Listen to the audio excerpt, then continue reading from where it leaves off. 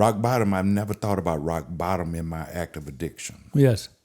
But 2 to 3 weeks in that facility, not having my medicine, I remember I would, every morning I would go, and do my wash your face, brush. I didn't Yes. have any teeth. But for some reason that morning I looked up in the mirror, which I had avoided for a long time. And I saw the reality of what my life was at 46 years old. Sometimes I make mistakes in my life. Life goes on and on and on and on and on. Yeah, hey, I got wisdom from my papa. He ain't have a lot of money, but he taught me how to keep the perfect posture. So folding under pressure, that ain't something that I'm about to. Crabs in the barrel, I'm just trying to be a lobster. I hit my cousin, told him to call. It's been 12 years and I ain't heard from him at all. Had a little fallout over some money. Damn, ain't it funny how the smartest people be beefing like they some dummies? But I hope you doing swell now. Hope your family well now. Welcome to Primary Purpose with Pej. I'm your host. My name is Pej, and my special guest today, his name is Freeman Palmore. Our topic is actually redemption through recovery. Now, Freeman is a guy that I met in the recovery world over the years in Southern California, South Orange County.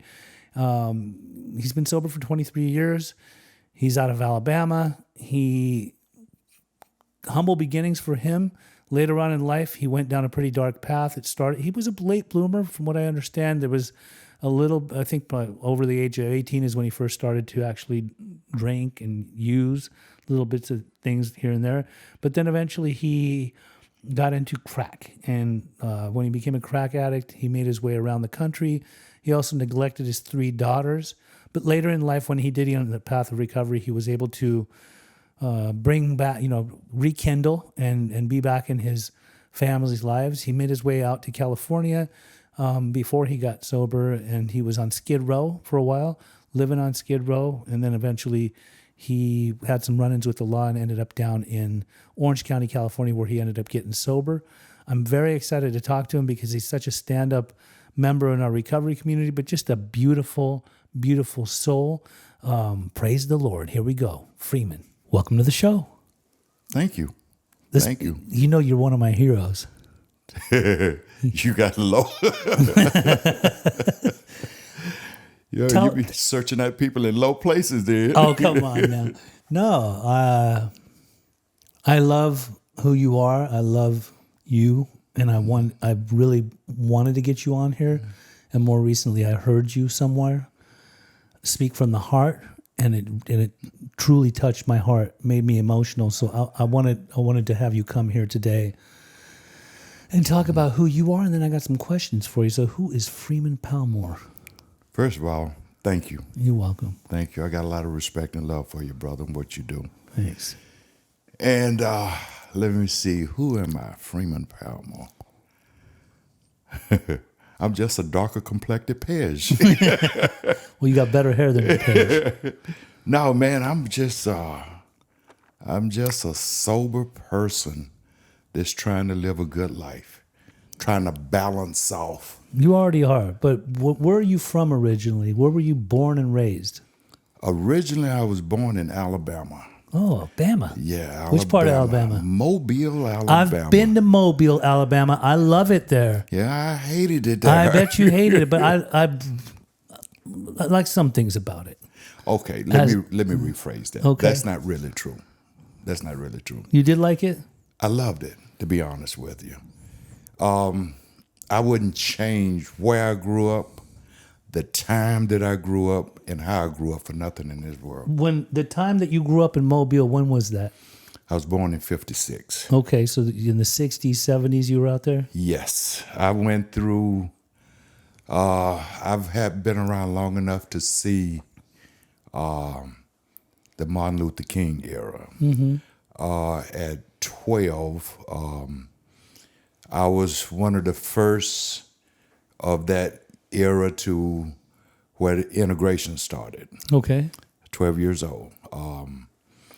At 16, busing, where they bus the kids from across town and but I was already going. Tell me about that. You say bust the kids from across town. You mean Yes. bust the black kids Yes, across bust town the black kids. for better education, or just the education? Just that's I couldn't tell you honestly. Because you know they do that out here in California too. But in 72 in the South, Yeah.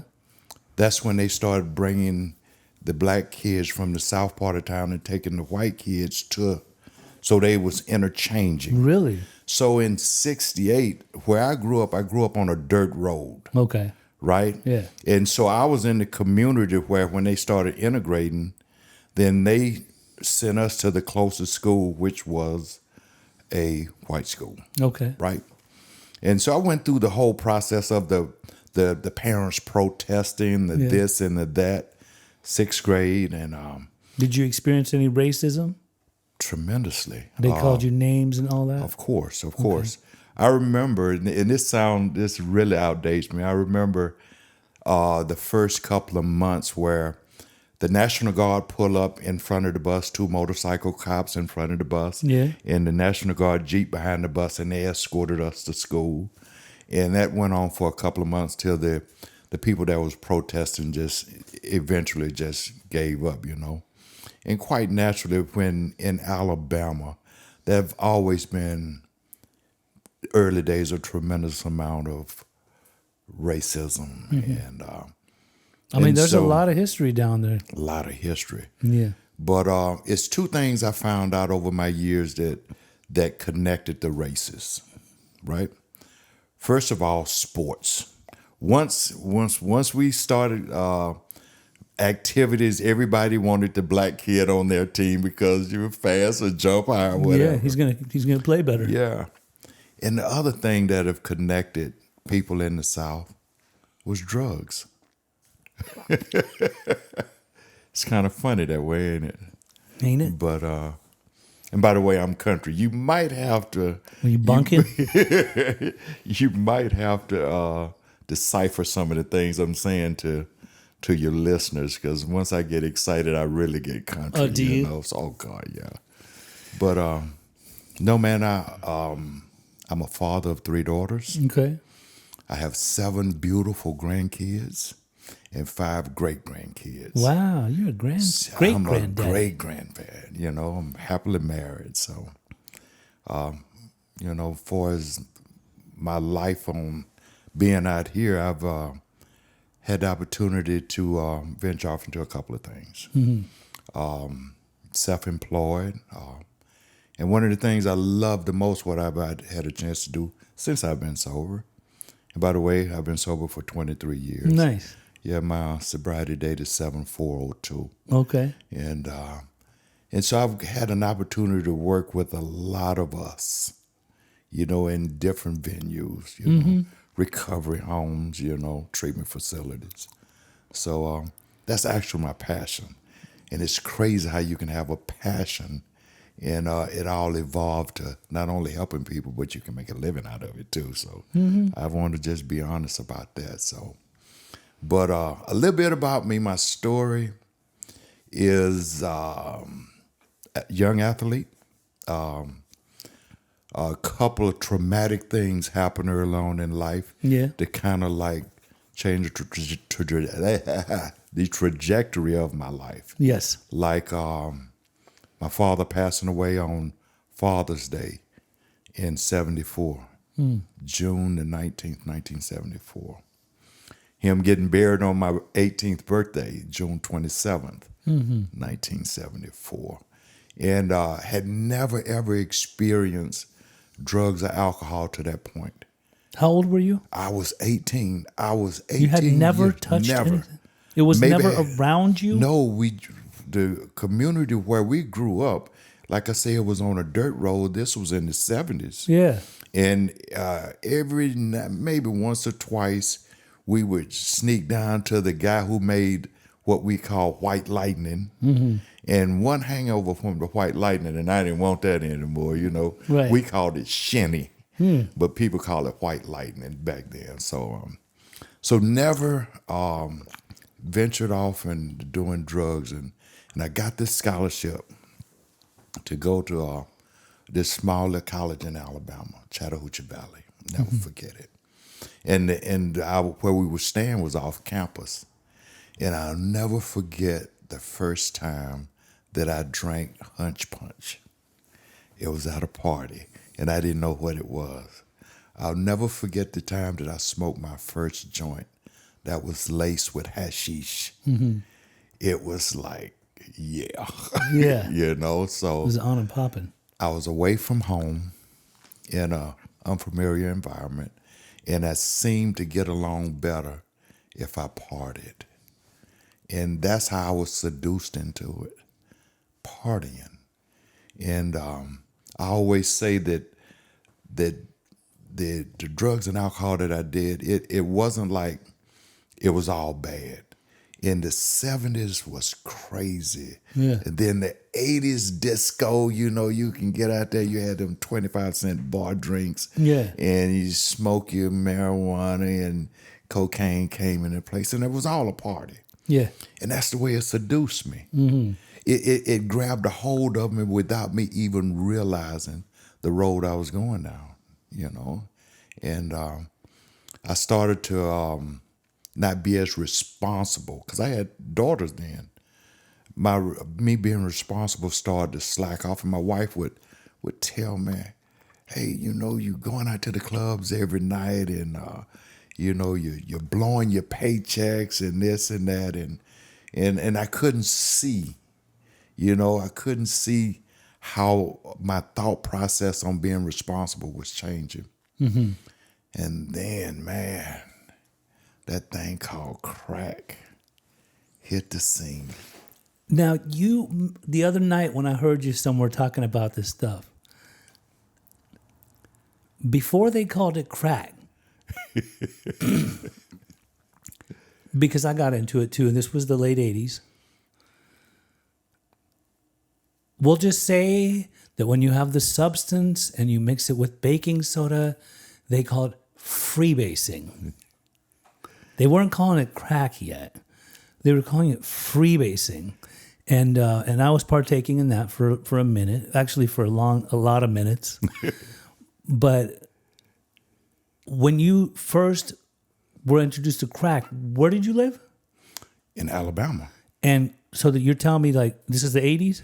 This is the 80s. So crack started hitting the streets all across America during that time. During the 80s. During the 80s. Okay. And we kind of know like how it got there. I've seen documentaries. Yeah. We don't need to call anybody out. No. They know what they did. Okay, so you had tried cocaine before you tried crack? I snorted coke, but I didn't like it that much because of I started having nosebleeds early on. You know, and so You know, my philosophy is definitely cocaine is a black and a Persian man's drug. because we got the nostrils. We got the nostrils for it, man. I My definitely friends used to say that all I the did time. a lot of coke in my time. But yeah, not to glorify it. I'm not trying to say Yeah. it's cool. It's what we like to do, especially in the late 80s. It was our experience. That's right. Yeah. Yeah. So then you got into crack, and did you become automatically addicted to it? No, not really.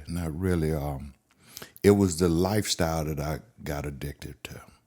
Well, how was that lifestyle? Were you going to clubs? No. When you start smoking crack, you don't go to clubs. No, I was going to say, if you do coke, you might go to clubs and have some drinks. The lifestyle of it was the trap houses. Okay, that type of lifestyle. Yeah, and Them peeps. Yes.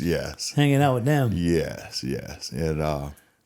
And there's a certain type of people that hang out in trap houses, you know, and that's where you would go and get freaky at. Yeah. Yeah, and so that lifestyle, even though I was married, that lifestyle sort of seduced me. Like I could spend $40 in the beginning and just party, you know, and enjoy it, and even walk away with some. But then I crossed that imaginary line to where I lost control. Yeah. Yeah. And believe me, that was only about 6 or 7 months down the road. It took about that long for me to get fully addicted to it, you know. And then what happened? Oh, and the crap hit the fan. Yeah. It was at that time I was a foreman for some guys that I worked for, painting. Yeah. And all of a sudden, my production went down. Mm-hmm. It was difficult to make it home after payday. Yeah. And I remember. That makes sense.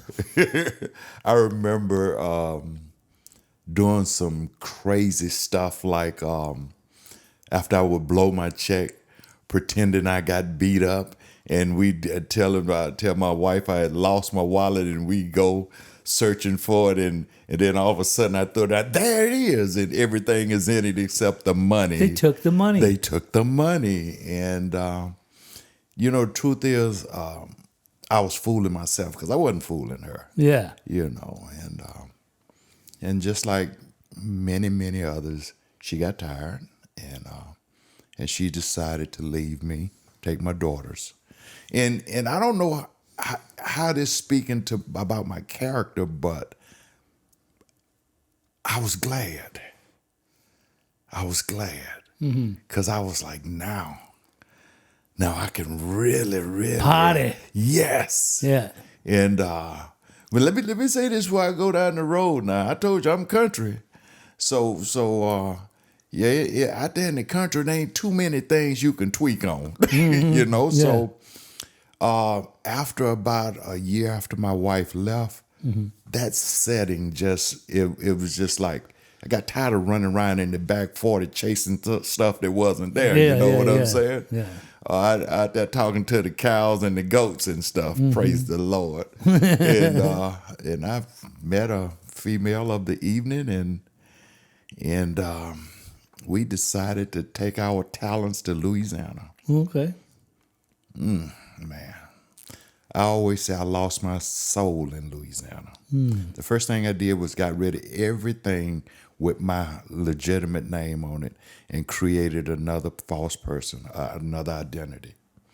And for 3 solid years, I was living a life under another name on the streets of New Orleans. And I loved it. I absolutely loved it. But in the process of doing that, I built up so much wreckage with my family. I've shared about not being there for my daughters. I've shared about being that biggest disappointment to my mom and my mother. Let me say, when I fell out of college, and I remember coming home, I remember a distinctive look that she gave me. It was that look of disappointment because I was the first to have an opportunity to go to college. Yeah. And I remember that look, but it was the first one of many more to come, man. And it was a regular thing when my mom would see me, and my wife would tell about how the type of life that I was living. And so I disappointed my mom so much I didn't even want to be around my mom. I was like, my best thought was, if I just get away from them, I can't hurt them. Again, my thought process. Yeah. Because after leaving for 3 years and not communicating with them, my mom told me those were the worst 3 years of her life. Because she didn't know Where you were. Yeah, and I never called or nothing, right? Pitch, I remember coming to Alabama after 3 years, doing some deals, running around and stuff like that, and in this trap house, and this part I love to share about because the one thing that I've learned over the years that drugs and alcohol do, it messes up relationships, right? Yeah. And so after being gone 3 years, I remember coming and word got around I was there, and it got to my daughters, and they end up coming and right in the middle, the process of doing what I was doing, they came in this room, and I share about this all the time, and they share with me how disappointed and hurt they was, and the stuff that they had been through in my absence, and and they felt I had abandoned them, which I had. Yeah. And their response was they didn't have a daddy. They used very harsh words like "I hate you" and stuff like that. And Yes. and my baby daughter, I'll never forget her saying those words. "Do you know what I've been through? And I used to wait for you to come and get me, but you never came." And in tears, man, it's like, "I hate you." And I always say, there's no amount of drugs or alcohol that I could drink Yeah. or do to dim that "I hate you," and my addiction, actually, I upped it. At that point, I was on smoking crack and drinking. Started shooting heroin after that. Down south, we call it heroin. Yeah. I started shooting heroin after that, and that took on a whole nother lifestyle. Yes. And that addiction part just went on and on. I mean, there's a lot of stories I can tell you about it, but the bottom line is I shifted from Alabama to Texas, Louisiana, and ended up in L.A. Which part of LA? Downtown Skid Row, brother. And let me ask you this question. How were you going to all these states? On a bus, in a car? Airplane? They told me never admit taking somebody's car. So I'll just say people would voluntarily donate their car. Okay. Now, what brought you with that type of lifestyle to a place like Skid Row? Did you know what Skid Row was about? No. So how the hell did you end up there? So we had this trick, right? Yeah. And he was spun. And so we took advantage of him with his finances and his vehicle, and thus me and her got spun. And so we left Louisiana and went over to Beaumont, Texas, and she had warrants out on her. This is a true story. Yeah. She had warrants out on her. And so she kept peeping out the window, and she swore the bounty hunters were after her. So we went from Beaumont, Texas to Houston. They were still chasing us. For real, or was it just imagining? No. It wasn't even happening. No. It was just some Paranoia. bullshit. Yes. Yeah. I never forget, we Texas, San Antonio, and we got to El Paso. This is so funny. So we had ran out of drugs. And so we were riding around looking for black people, because that's what I know. If I want crack, I'm going to find somebody black. Right? Yeah. So we riding around San Antonio looking for black people and couldn't find no black people. Right? And so finally we see somebody walking that apparently looked like they was black. And so we pulled up and we went. I said, "Hey." And the lady turned and started speaking Spanish. I said, "Hey, where are the black people at? Where's the black neighborhoods?" She's speaking Spanish. And then this Hispanic guy come up, and he spoke English. And I said, "Hey, where's the black community at?" And he say, "There is none." I said, "Where the black people at?" He say, "Dead or in jail." El Paso. El Paso, Texas. El Paso. Needless to say, we got the hell out of El Paso. And you came to LA? No, we stopped in Arizona. Of all places. Yeah, Arizona.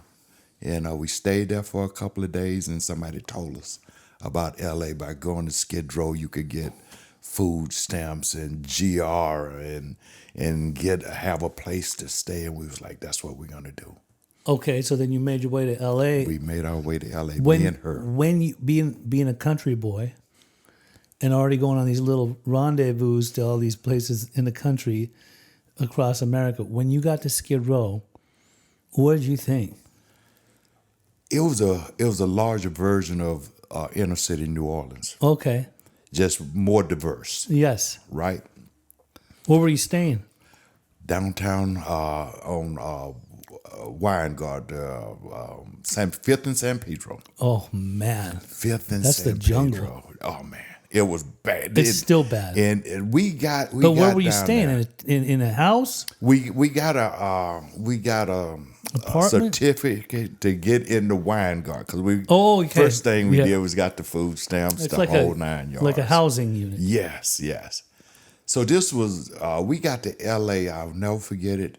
April the 22nd of '98, and that's my grandson's birthday. Right. That's why I'll never forget that. And for me, and probably for you too, no matter where we go, in the addiction, I can fit in. Yes. You know, I'm not. get in where we fit I'm in. not afraid of anything. Matter of fact, I was part of the problem. And the crazy thing about it, 2 days after we were there, we get busted in that vehicle that we borrowed. She got expedited back, and I got set out on Third and Hill at the police department with not knowing nobody. And I'm like, okay, I'm out here. And so it was only a matter of time that I had, do what we do. And Were you homeless down there? yes, but not homeless. Homeless is somebody who, through circumstances and things, can't afford the home is taken away from them. I chose to live on the street. Yeah. It was a choice because as long as I'm Unhoused. out there, unhoused. The latest term I've been hearing. I like that phrase. I like that Unhoused. phrase. But yeah, through the Skid Row thing, I ripped off this person, the wrong person, and I was afraid of this person. I was afraid. I won't go into the details, but Yeah. I was afraid of this person, and that's how I ended up in Orange County. How of all things, like there's not a lot of that, especially what year was this? This was in '98. This was in There was not a '98. lot of blacks coming to Orange County back then. Where I went through the detox down on Crocker Street, downtown LA. Oh, And they sent us to the Crocker Street's Salvation. rough. Yes, Crocker Street. But they sent us to the Salvation Army in Anaheim. I know the Salvation Army in Anaheim. And so that was November that I got there. So I got So to they were Skid sending you Row. there for rehabilitation? That's what they were doing, but I had no intentions of rehabilitating. Yeah. My thoughts was I just needed to get out of LA, right? You realize like it's not working for you up there. Not in LA. How long did you stay at the Sally? I made it for 3 months. Made it? Like what happened? You get kicked out? I got kicked out. It's this thing Why'd you get kicked out? It's this thing they call pilfering, right? Now I'm not saying that I'm uneducated, but if you say you're stealing, I know what the word stealing. But Yeah. when you say pilfering, I'm like, how can you pilfer when you trusted me with all this stuff? Yes. And I end up getting put out in February. So they kicked you out of the Sally. Where'd you go? Back to the streets. Orange County? Yes, Santa Ana. Stood out like a sore thumb. No. What are you talking about? Santa Ana? Back then, Santa Ana, they had the mission over there on what's that rate? Yes. It's where the food stamp office is Yeah. now. But that was a mission right there. So that was and like that's a where hangout spot? Yes, it's where all the drug addicts and the street people hung out at. And again, I fitted right in. Of course. Did you ever get locked up? Let me see. Yes. My first time that I got arrested here was on Ball Road. Ball at a beach and Ball. Okay. Yeah. So now you're over there off of rate and all that stuff, where did you end up going from there? A couple people, light-skinned people, girls came through looking for stuff, and I helped them with it, and they invited me to Costa Mesa, Okay. right there on Harbor Boulevard. That's where I'm from. I'm Yeah. a Costa Mesa kid through and through. So once I got to Costa Mesa, Yeah. and I saw it wasn't a lot of black people, No. and I saw that I could be a little bit more successful Yes. rather than over in Santa Ana, Mm-hmm. I set up shop right there on Harbor Boulevard. Can I say the name? Yeah. The Costa Mesa Motor Inn. Have you heard my story? No, not all of it. Oh my God. The first time I ever saw cocaine in my life, I was 15 years old. I worked on Harbor Boulevard in Costa Mesa at McDonald's. And my very first day, a dude named Carlos takes my little 15-year-old self. He was 32. He said, "You want to go party after work?" Drives down to the end of Harbor, and we go to the Costa Mesa Motor Inn. That's funny. And then that's where I saw it. I didn't do no coke. I only smoked weed and drank. But later, in my high school, they had a lady come in and talk about being a prostitute, and that she would spend a lot of time at the Costa Mesa Motor Inn because you could rent a room for a month and then switch a room. And I thought, well, this lady has a cocaine problem. I'll never get like her. And sure enough, years later, I was spending more time at the Motor Inn. That place is It was crazy. crazy. Yeah. It's like a trap house motel. And I fell right in. It was like How you much say, you time- could stay there. how much time you stay spend there there? 29 days, and on the 30th Yes, day, you have to move. So this was from 99, and that's where I ended up getting busted at. At the Motor Inn? Yes. And then you went to jail? Yes. I had been going to jail back and forth. I'm wondering what year. Well, we won't go there. Yeah. I have a feeling we might have been locked up together at some time. And I was running with the brothers and others. So Praise the Lord. yeah. The farm, I always ended up at the farm. I know the farm. Yeah. Camp Snoopy. Yes. Yeah. Okay. So you what brought you into? Did you go to Charlie Street too?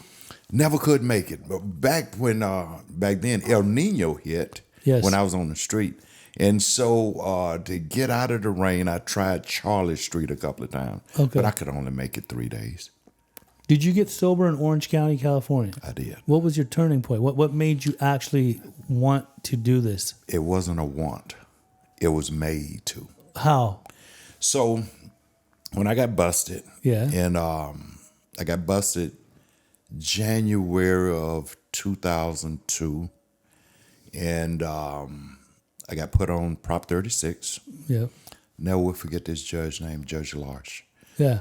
I don't know if he's still alive, but I know my first 10 years, I used to take a chip down there as well as to the Costa Mesa Police Department. Yeah. And leave a chip for 2 police officers that I say that they were harassing me at that time, but what they did was actually help me save my life. Yeah. And so I got busted in January and had to go to these night things. And in 6 months, I gave 6 dirties. And it was me. "Oh, Freeman, you failed it. You had a bad UA. Oh, y'all just doing me like that because I'm black. Yeah. Y'all just picking on me because I'm black." I mean, I played that black card every time I got a chance. Wasn't working out for you, was it? Yeah, not at all. Yeah. And so then they arrested me again after that and sent me to a rehab. Which rehab? Newport Harbor Recovery, right there on Hamilton Street. It's no longer there, Yeah. but that's the place that I know. helped me save my life. Later on, there was another place that ended up obtaining that building, so Yes. I know the place. Yes. Yeah. But that's where my journey started to recovery. Mm-hmm. Like I said, I didn't voluntarily say that I'm going to get sober. Mm-hmm. Matter of fact, when I was forced to go to that place, it was a choice. Yeah. It was a choice, either prison or that. I chose that. When I went there, I mean, the first thing I did, Pej, was look at all of the differences. No, I'm not an alcoholic. I'm a crackhead. Y'all don't understand, and this and that and this. Came up with every imaginable excuse not to just be different, right? And the funny thing was, I heard this guy sharing. It wasn't about being homeless. It wasn't about how bad his life was. It was about how good his life was. Mm-hmm. But he shared about his bottom was after a business meeting the night before. Mm-hmm. He had a hangover, and he was trying to get a hair of the dog that bit him, and his little daughter was yanking on his daddy, trying to get his attention, daddy. And he said he looked at the set of knives, and all he could think of was he wanted his daughter to just be quiet. Mm-hmm. Now, this is at an AA meeting, Yeah. and for some reason, I heard that, and I heard his pain. And the first thing I thought about was my 3 daughters, right? And I kept hearing that phrase, if you want what we got, then you do what we do. And so I really looked at this guy, Yeah. right? He was in his 60s, but he had this hot 40-some-year-old woman walking with him. He walked out of there and he went and got in this white Mercedes and had his Labrador, his golden retriever walking with him, the picture perfect life. And I was like, I will want what he got. Yes. Praise the Lord. Praise the Lord. And So you stayed sober since then. I've stayed sober since then.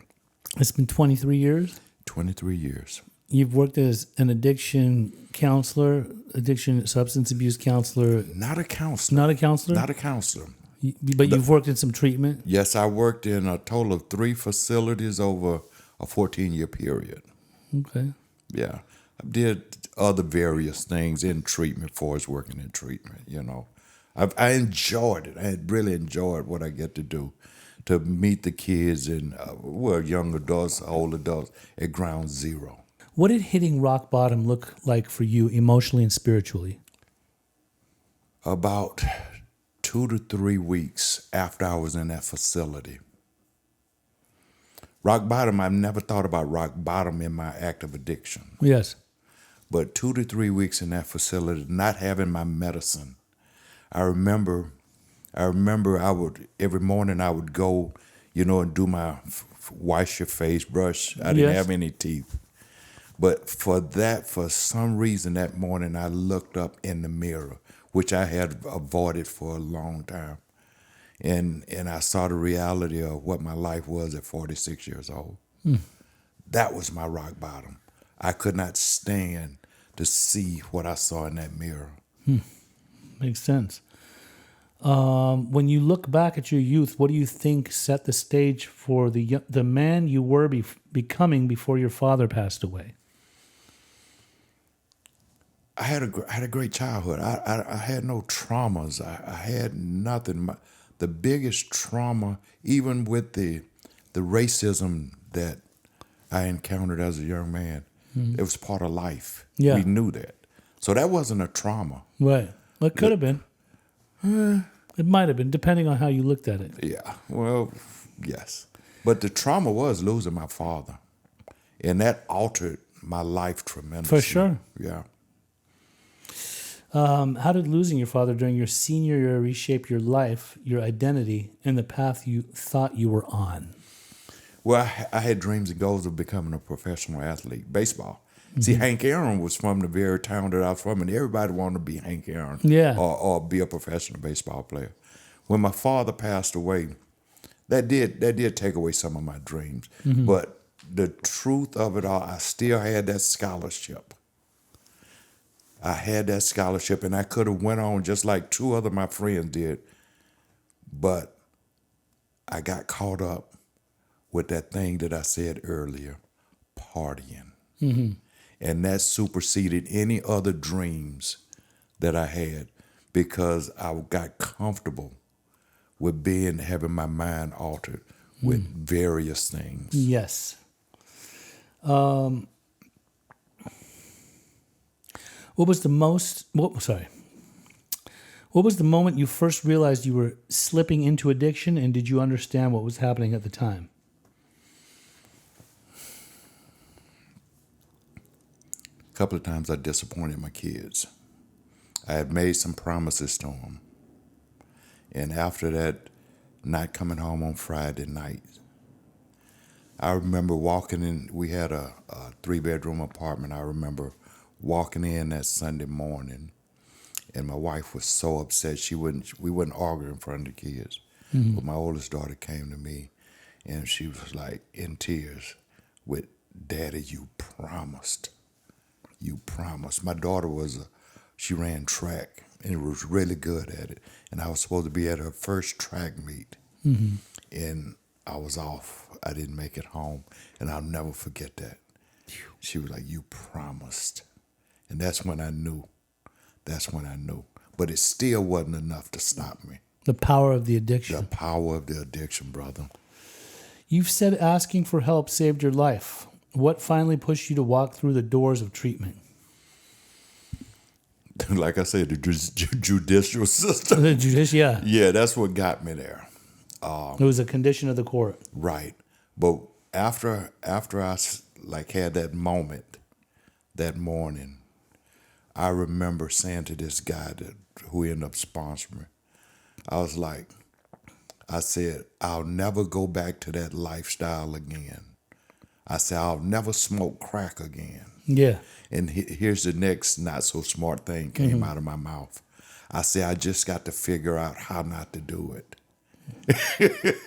And he looked at me, he said, no, you don't, son. It's already been figured out. Yeah. All you got to do is follow suit and listen to what I say. Yeah.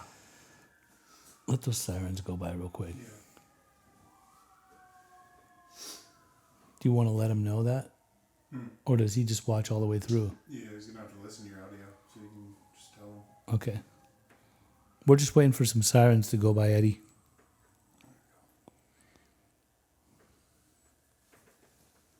Should be good. Okay. What were those early days of recovery like? The fears, the withdrawals, the doubts, and the small wins? The case manager, this is so funny. The case manager asked us to write out 3 goals for the 90 days, right? So my first one was to make it through the 90 days. And then my second goal was to get teeth, because I had no teeth. And then the third goal was to forgive God and build a relationship with God. Those were my goals, right? And so I got the teeth after a month, and that changed my whole outlook on myself. Yes. You know, but I got to be honest. Once my eyes was open, I had a bed every night. I ate 3 meals, and I started to feel good about myself. There was no challenges. Now, in the rooms, I will say this, in the rooms in 2002, there was a lot of street people were coming in and motorcycle clubs and Like Costa Mesa? yeah, coming out of jail. So I encountered quite a bit of racism in the room I believe it. in the early 2000s. Even in California. Yeah, right, in California. Orange County. Orange County. And there's a couple I encountered racism in Orange County too. I bet. There's a couple I've even of different- encountered it in L.A. Yeah? Yeah, but not. We won't even go there. There's But different kind of racism. yes, there is. And there's the Yeah. financial aspect of it, where you less than, Yes. and you look down as less than. Yeah, yeah. And then quite naturally, it's Yeah. the color aspect Yeah. of it. You've sponsored countless men over the past 23 years. What pattern do you see in the people who actually recover versus the ones who don't? Well, first of all, the willingness. That's first and foremost. I've had people that walked some of the same path I walked, but they didn't get to that point of willingness. They always had that doubt about. That's what they counts had the most. one more run in them. Yeah, what's your willingness like? Yeah, but How willing are you? just like it's a whole new ball game now. It's the drugs and stuff that's available It's killing people. is killing people. So it's a little difference in eras. Like my first 15 years, it was mostly heroin addicts and alcoholics, crack and tweakers, that I sponsored, and the ratio, you know how that ratio Oh, yeah. go. And then it's the new treatment to where people come 30, 45 days, and then they go home. And so they call me, I've been dubbed this name, I'm the recovery sponsor. That's what they call me at two of my home groups, because I always have a lot of newcomers that I work with, but it's for a short period of time because they don't stay. You know, Very sad. What's the moment in your recovery journey that made you realize your purpose was bigger than just staying sober? I'm glad you asked me that. Personal, it was becoming a father again, being in my kids' lives, and being that person that I was going to ask you questions about that because I heard your other story and I wanted. We won't go too deep into it because it was so eloquently, beautifully talked about in your story the other day. But that matters a lot. Yeah, man, that right there. Once my those relationships were mended, man, that's I can't put in words. I know how my life have changed, and having those relationships with my daughters and my family as a whole. And it took a couple of your daughters a little while to let you back in. Yes. But there was one that was like, okay. That was the middle one. That was the middle one. That was but the other one. ones, it took a little while for them to really trust. Except that I had changed. You're right. You're absolutely right. Yeah. See, I'll listen, man. Yeah, If it's interesting, I'll listen. If it ain't, I daydream. I've had the opportunity to have a couple of to be a part of a couple of things. The one thing that and I should have sent this to you. I received a letter, email from a person in Africa back 12 years ago. I remember this. I love this. After we had went there, I had been there 4 times to Africa, and the first 2 times we went, we planted the very first chapter of Alcoholics Anonymous. I love that. In Uganda. It was just that was the most. It changed the trajectory of the belief and the faith that I had in recovery. That touches my heart. It makes my heart cry and smile all in the same. And I'm going to tell you something right now. When you spoke about that recently, I wanted to tell you, and I'm glad you brought it up right now. You see my social media. Yes. You see how many people are. I'm trying to educate people that are in active addiction to hopefully get out of addiction. I'm trying to help families that have loved ones that are struggling. You never know who your message is who's gonna receive your message. I started doing this thing called Tweaker College 101. It's a free class that I do on Zoom almost every other week, right? I try to. I got people from Norway, New Zealand, the Philippines, South America, Uganda. I'm like, these motherfuckers are doing meth in Africa? So here's the thing, too. What they don't know, and I'm just going to say it right now, is when I do these classes, what I'm providing for them is basically everything you would learn in treatment if you went for 30, 60, 90 days, but you can't afford to go to treatment. They don't got no treatment in your area. No worries. This is what I'm going to try to teach you. For 2 hours, I'm going to give you more than a pep talk. I'm going to help you find your essence, your core, by basically hoping to show you that if you can make a decision to stop using, I don't care how, if you want to do it in the comfort of your own home, get rid of the dope, flush it, throw it away, use it, finish it up. I don't care. Yeah. My whole thing is if you make an absolute decision to quit, then we're going to do a 3-day challenge.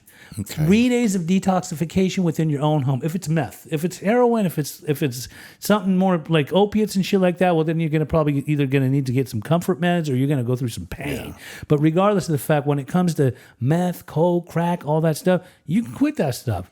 But it's mind over matter, and it's about spirit and how much you want to put into it. So you get to day 1, you stop. Day 2, you stay in touch with me. Send me messages. Say, I made it to day 2. I haven't done anything. That's usually when the disease comes back and it says, maybe we should call the dealer real quick. Maybe we overthought this thing. No, you made an absolute decision, 100%. You get to day 3.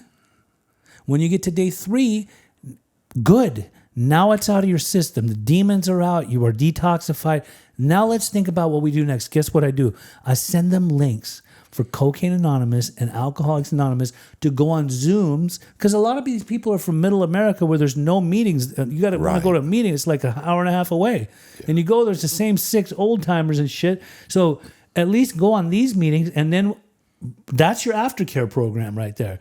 So with Uganda, if you got that going on, which I didn't even know, see how the spirit of the universe works? If those meetings are still there, when these people are hitting me up from Uganda, from Africa, and I'm trying to teach them how to get off the drugs or alcohol for that matter, they got a place to go to right there in Uganda.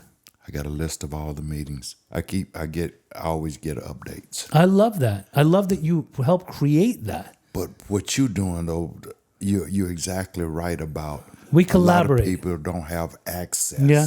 And I watched your thing. Thank you. I watched it, and Listen, I say, I very learned from impressed. people like you, though. Y'all are people that came before me. You paved the way. You show us. You talk the talk. You walk the walk. Even me being Persian, God rest his soul, this guy Furuhar, he just passed away recently. He's the one that brought NA to Iran. He's the one that brought AA to Iran. He's the one that helped them to translate all the literature into the Farsi language.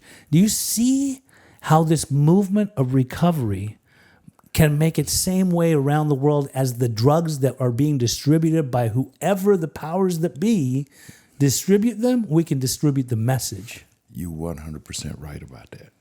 I think it's very powerful. Like you might be black from Alabama, America. You're not African like that. But And they let me know that too. And I'm sure they let you know. But you're still able to go and create them meetings over there. They need that shit. They need that. I mean, at the end of the day, look, there's a lot of people that can subscribe to different types of recovery. There's Recovery Dharma. I actually went to one in Richmond, Virginia recently. That was a very interesting meeting, Recovery Dharma. There's Smart Recovery. There's all these different, but the one, like 12 steps is universal. It has, in 90 years that it's been active, it is, you can go anywhere in the world and find something within a 5 to 10 mile radius. So I want to say this. It was, I got to say that there was 3 people that we met with in 2009. Yeah. There was 2 people that went to Uganda, and Johnny B. I won't say his last name. I just say Johnny B. Yeah. And this young lady named Tisha Mm-hmm. A. Yeah.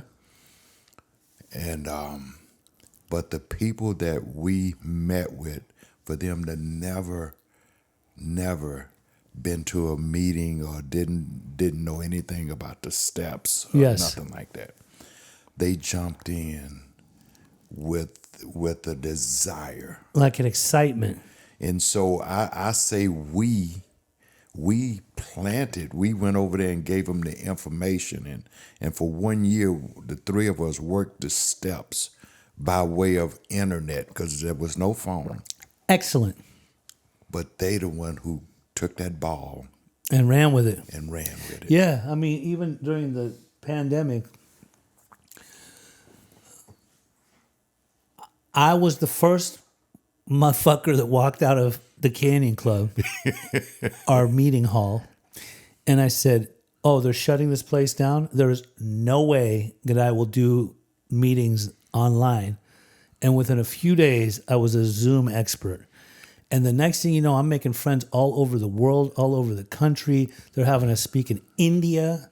Wow. Right? Like every few sentences of what our story is, the guy stops and then the interpreter has to say it. But on top of that, and I watched a lot of people relapse during that time. Yes. 20 and 30 years sober. Yes.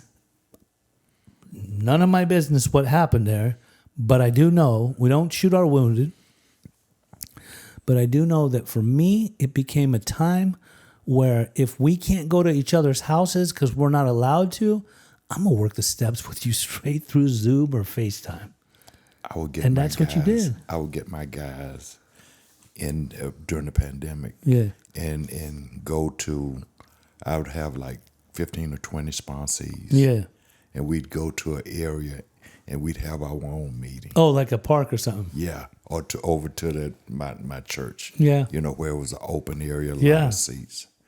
But that, back to your question, that was the thing that incentivized me about really, really digging deeper into recovery. Because at that time, I was only 7 years sober. And I still had some apprehensions, not about getting loaded, but about, do I need to do this for the rest of my life? Yeah. And what it did was it incentivized me to just dig in deeper. I love it. I love the process, brother. I got one last question to ask you. After everything you've lived through, what does freedom, in parentheses, mean to you? Oh God. I mean, you're from the Martin Luther King era. I could give you a couple of different answers because it looks, there's a couple of different phrases that freedom. But the most important thing, my man, is to be at peace with me, peace of mind and peace of heart. Now that sounds like a commercial. Yeah. That sounds like a commercial. But it's real. But when we in the active, it's just chaos. Yes. I mean, from the time you wake up to the time you close your eyes, it's If chaos. you even go to sleep. Self-imposed chaos. Oh man, so it's a grind. Man. And to be able to sit up and have a peace of mind and peace of heart. Yes. And to learn how to love yourself. Mm-hmm. Because I didn't know what self-love was. Some people go, well, that's self-love. Yeah. Yeah. Yeah. Seriously. Are you active in your daughter's lives now? Oh, my God. They all live over there? No, one of them live here in Orange County. Okay. But you get to see them quite often? FaceTime. You get to see the grandchildren, the great-grandchildren? FaceTime, yes. And 2 to 3 trips a year to Alabama. Yeah, Louisiana. I love it. Man, I got a beautiful life, man. And that's what it's all about. I got a beautiful life. All those goals, the 3 goals that I told you that I set.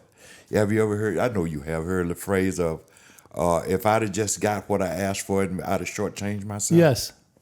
Man, come on. You and I, Absolutely. we know through the process, we are some of the most blessed people. We are, most definitely. I don't like to say chosen ones, but like for some reason, God chose us to come on this path to get better.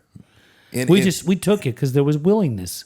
It's not, I go with that chosen. It's not just chosen to get sober, but it's chosen to get sober and do something with it.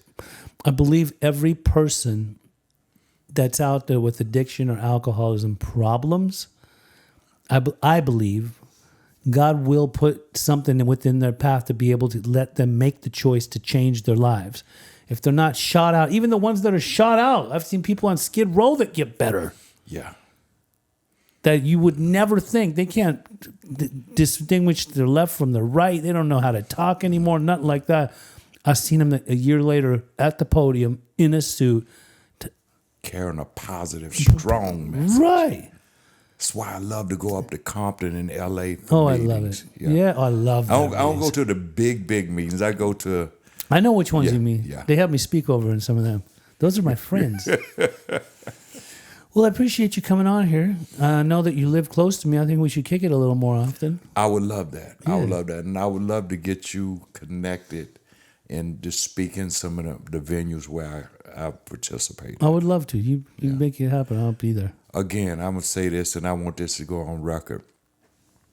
I think that you and what you do is making a tremendous difference in our community.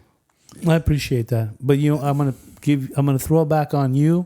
Is because of people like you that came before me and paved the way and made this more attractive than promoting it, demonstrating true recovery through your essence and showing that you're a miracle made me want to do what I do. It's guys like you that showed guys like me the importance of living this way of life. Because if you weren't, they say a closed mouth doesn't get fed. So you guys are getting fed by guys like me, just trying to come back and replicate the miracles that you created for all of us. Thank you for the I kind appreciate words, my you. brother. Yeah. Praise the Lord. Praise the Lord. That was great. I mean, I love that man. I love Freeman. I'm telling you right now, I had never actually heard his story up until recently. I was at a 12-step meeting and got to hear him. And his message was so powerful, it captured my heart. It felt like his share just reached into my chest and gripped my heart without my consent. And I thought, like, we got to get him on the podcast. Beautiful soul, beautiful human being, beautiful man. He was actually working in a treatment center a couple of years ago, and he asked me to come out there and speak for the clients. I came alongside a few people from one of my recovery homes. And coincidentally, the crazy thing is that two of the guys that spoke on the panel with us, one of them ended up passing away shortly afterwards from a fentanyl overdose, and the other guy has been struggling ever since. But Freeman was sitting there, and he heard it too. When these guys were speaking, recovery was speaking through them. So, I guess, they're still, one of them obviously fought their own demons to the point where they passed away, and the other one has been struggling, but he's back in a detox. Regardless of the fact, Freeman and I are well, we are good, we're in recovery. Listen, one of the reasons I love having guests like Freeman, I like to pay homage or however you want to say it, to the old timers. Not just because he's an older guy, but people that came before me, people that are talking the talk and walking the walk and really, really on the path of recovery. They showed us the road to happy destiny. And so when they come on, that's why I call them my uncles, because it's these guys that came before me. I'm like their nephew, like, show me everything you got because I'm ready to learn anything you got. And Freeman's one of those dudes that I just, I love him through and through. And it was so good to have him on here. Now, if you like this channel, please subscribe to the channel. Please share it. Please write in the comment section. We'd love to hear from you in the comment section. And we are going to be having another great guest next week. Until we meet again, love you. My name is Pej with Primary Purpose with Pej. That is this podcast.